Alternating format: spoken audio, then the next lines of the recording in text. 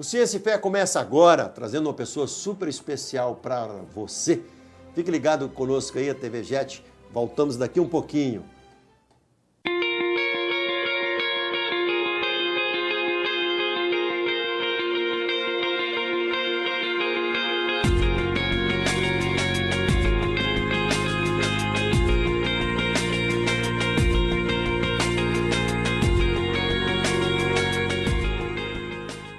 E hoje nós trazemos aqui a autora desse livro, Derrubando Mitos, né? A Cristina Belloni Alencar. Ela é da Associação Brasileira de Jornalismo Investigativo. Ela também é teóloga pela Ordem dos Teólogos e Pastores do Brasil e é também jornalista e coordenadora de redação da revista Eclésia. Tudo bem, Cristina? Tudo bem. Um prazer estar aqui Mora com em São vocês, Paulo. viu? Moro um pouquinho Já longe. morei lá em Perdizes. Moro em Santo André. É? Uhum. Eu abri igreja ali nos Jardins ali, Paulista, e morava em Perdizes, cidade boa, gostosa, né? Muito bom. Mas aí, você faz parte da Associação do Design Inteligente. Sim. E seu Eu livro tenho tem muito a caminhado ver, com né? eles também. Você faz aí uma associação de ciência e fé, Sim. investigando na Bíblia assuntos que talvez seriam polêmicas para algumas pessoas, né? Sim. Principalmente essa questão aí do criacionismo, a teoria do design inteligente e o evolucionismo, que é realmente polêmico, né? Explica para as pessoas que estão nos ouvindo o que seria assim, o design inteligente, né? Que é uma proposta de vários cientistas, além de serem PhDs, são pessoas que creem em Deus, que não acham uma razão para que a ciência possa andar separada da fé. Isso. Né? Aí tem esse nome design inteligente, apesar de já mais de 20 anos ser usado, mas agora é que ele toma... No Brasil é algo assim relativamente recente, vamos dizer, né? Que o assunto explodiu. Né? Então, o que acontece? São cientistas que acreditam que existe um designer por trás de toda a criação. Então, eles falam muito sobre a complexidade irredutível em tudo que se vê na natureza, mas eles não trabalham com essa hipótese religiosa. Infelizmente, o criacionismo é uma teoria científica também, mas vista como uma teoria religiosa. Então, o que acontece? Foi banida das escolas, das universidades. E, então, os alunos, os jovens, né, de hoje em dia, eles não têm uma comparação de ciência para fazer. Eles ficam só com o evolucionismo como se fosse fato. Quando, Isso. na verdade, existem outras teorias que poderiam ser comparadas e eles poderiam decidir por si só qual é a que eles preferem. O evolucionista é uma teoria espiritual, mas não é uma teoria científica. Ele não pode ser colocado como teoria científica e fica... A criacionista, alijada, né? como... Né, sim, como se fosse religião. religiosa. Então, foi banida do meio científico, injustamente, né? Desde os tempos de Darwin. Então, isso aconteceu na nossa sociedade não faz tanto tempo. Há 150 anos, eles decidiram banir Deus da ciência. Exato. Agora entra a teoria do design inteligente, com várias evidências, com várias provas de que existe, por trás de toda a criação, uma mente inteligente que projetou todas as coisas, que projetou o ser humano. É essa a ideia. Só que eles não, como ciência, não podem assumir que é o Deus bíblico, mas que existe essa mente inteligente. E a maioria se rende acreditando que sim, que é o Deus que as pessoas conhecem através da Bíblia. Eu não me lembro agora, desde uma conferência em 1940 e pouco de astronomia, que um cientista lançou a questão do princípio antrópico, né? Que o universo ele foi elegantemente criado para que alguém perguntasse para quem eu sou e para que eu existo, para que ser perguntado, né? E aí tem várias constantes do princípio antrópico, né, no universo.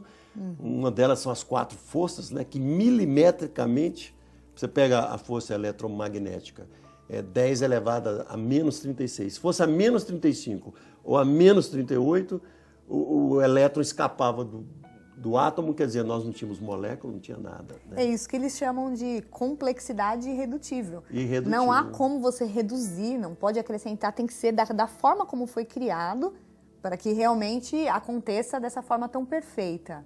né? Essa elegância que eles chamam, né? Sim. Tantas singularidades que vieram e prova o eixo da Terra, né? Se tivesse 1 centímetro a mais, tal, as estações mudariam. Sim. Enfim, existe mais de 220 além de constantes, evidências, o carbono, né? Sim. E você fala isso no livro também, mostrando algumas coisas. Você falou de carbono, me fez lembrar do carvão, né? Que é uma das evidências do dilúvio, né? Na Austrália, eles descobriram uma camada de 170 metros de carvão e não há como você imaginar que isso tenha acontecido naturalmente, como se não tivesse acontecido um episódio como o dilúvio.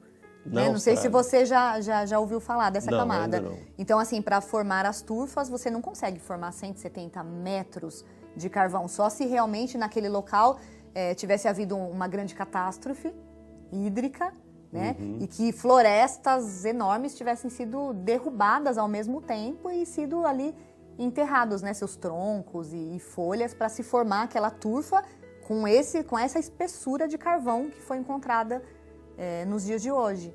Então, é uma das provas de que ocorreu um dilúvio, uma catástrofe hídrica na Terra, e uma das provas de que a Bíblia está correta, de que não é um livro de mitos. Não é um livro de mitos. Você analisa alguns mitos aqui, vamos lá. Você analisa, por exemplo, os dinossauros, né? Sim. E eles aparecem na Bíblia, no livro de Jó, a gente vê.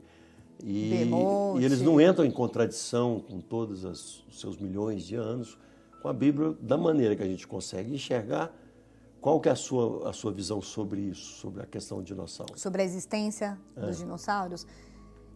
A maioria dos cientistas que leem a Bíblia, né, acreditam que os dinossauros viveram entre os seres humanos e nesse tempo aí que a gente conta de 6 a 10 mil anos. Né? Essa história dos milhões e bilhões de anos, na verdade, não existe. Porque até pouco tempo já encontraram fósseis com camadas moles, né? Eles encontraram... Quer dizer, são novas, né? São novas, né? Então, significa que os dinossauros não foram extintos há milhões, bilhões de anos, mas eles existiram até recentemente no nosso meio. Mas é tudo assim, falta de informação. Por exemplo, a gente estava falando antes de começar o programa sobre o selacanto, né? Um peixe que já havia sido extinto, se eu não me engano, eles falavam em 65 milhões de anos. E ele foi encontrado recentemente na África, nadando. Então, eles chamam ele de fóssil vivo. Tem 65 milhões de anos que ele está nadando. Então, e de repente ele aparece, ele foi extinto, de repente ele aparece. Então, o formato dele, que o evolucionismo acreditava que ele tinha evoluído de peixe para mamífero, porque eles acreditavam que as barbatanas estavam em formato de patas, né? E eles puderam ver ele nadando e aquela barbatana, na verdade, servia para ele nadar dessa maneira, né? Porque ele tem um corpo muito grande. Então, não eram patas como eles estavam supondo. Era ele da forma como ele foi criado. Não teve evolução alguma. Então, como que eles encaram esse tipo de descoberta? Olha, é uma raridade, um dos poucos seres que não evoluíram. Um dos poucos que não evoluíram. Eles não querem dar o braço a torcer para dizer que não existe essa macroevolução, e sim uma microevolução. Uma adaptação, né? Uma adaptação. E não há, né, assim, não há... Eles dão como para alunos, como se houvessem provas e evidências da evolução, mas o cientista mesmo que estuda a evolução sabe que não tem provas concretas de arcadas, de cérebro, que há um material sobre a evolução. Quando não é muito a minha área, mas a gente lê alguma coisa, mas quando você vê que pessoas sérias falando, né, que realmente não há esse intercâmbio, essa ligação de evolução, né? Da forma como é apresentado nas escolas e universidades, né? Como se fosse a única verdade, né? Como se fosse a única verdade. O fato de você colocar uma teoria ou uma suposição num livro com uma ilustração já chama muito a atenção do aluno, como se aquilo fosse uma verdade ali sendo ensinada. Então, ele precisa estudar aquilo, responder no vestibular conforme o que ele aprendeu, não pode discordar, senão ele vai ser reprovado no vestibular. Eu acho que é uma forma muito injusta de lidar com a informação. O aluno deveria ter acesso às outras teorias também. Ele decide. Ele precisa conhecer o criacionismo, a teoria do design inteligente e o evolucionismo. A partir daí, a mente dele é livre para decidir o que é verdadeiro para ele, o que ele acha mais coerente. Mas é muito injusto da forma como eles colocam. É uma imposição do evolucionismo nas escolas. É uma imposição e quase que religiosa. É uma ditadura, vamos dizer. É uma ditadura religiosa, porque o ateísmo é quase que uma ditadura, né? Quando você deixa o ateísta mesmo dominar, muitos deles se tornaram grandes ditadores, né? Sim. Na história a gente vê isso. Mas dentro do design inteligente também há vários tipos de teísmo, né? Ou ela tem uma corrente única dentro da... Não, eles são livres, né? Os cientistas, eles são livres né? Para decidir se acreditam ou não que essa mente inteligente é o Deus bíblico, ou então não. Ele pode acreditar que é um ser sobrenatural e não dar um nome para ele. Ele pode ser um sacerdote indiano, mas que crê num Deus que criou as coisas. O cientista tem essa liberdade, a liberdade de pensamento, a liberdade de expressão, como todo ser humano deve ter. O importante é que ele tem uma inteligência, uma personalidade que ele coloca no universo como algo que expressou dele, né? Sim.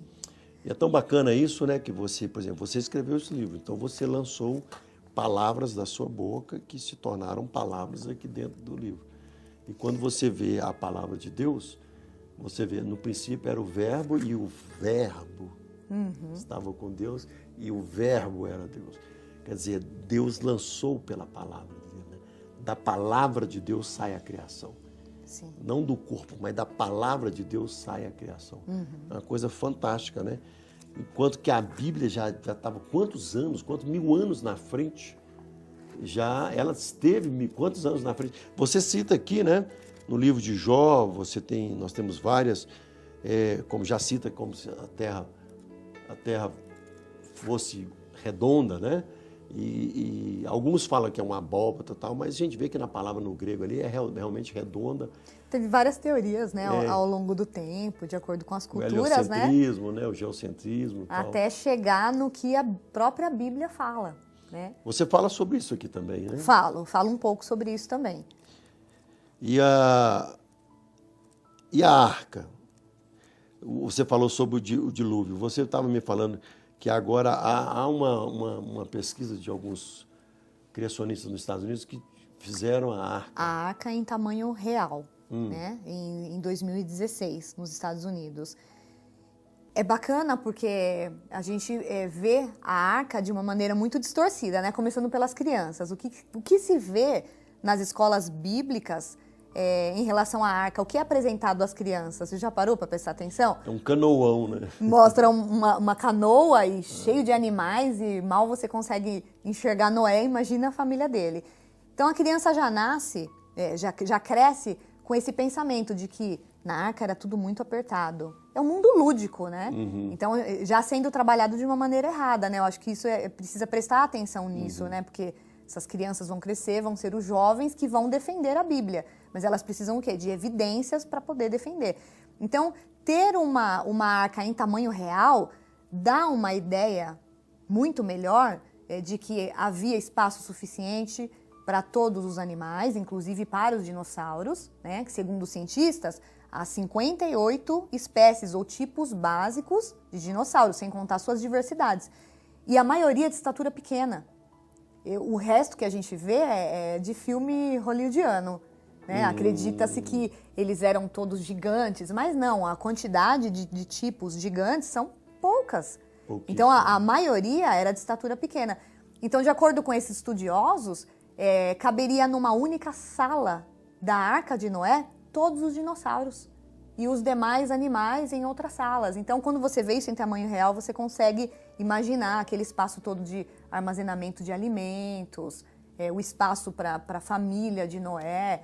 É muito bacana. E tem um vídeo, inclusive, se procurar no Google, você consegue ver o vídeo fazendo um tour dentro dessa arca. É só maravilhoso. No YouTube? Sim. Coloca lá a Arca de Noé. Na cidade de Kentucky.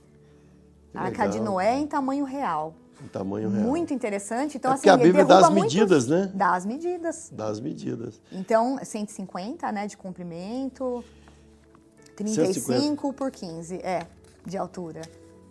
Então, assim, segundo o Adalto Lourenço, caberia dentro da arca um prédio de 67 andares, ou 2 Boeing 747, com capacidade de 440 passageiros cada Boeing.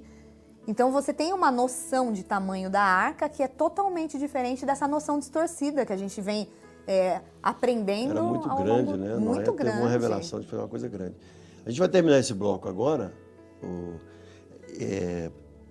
Depois eu volto a falar aqui do seu livro também, Cristina. E a gente fala mais, um bloco mais de 15 minutos, tá bom? Tudo bem. O Ciência e Fé volta daqui um pouquinho. Tchau.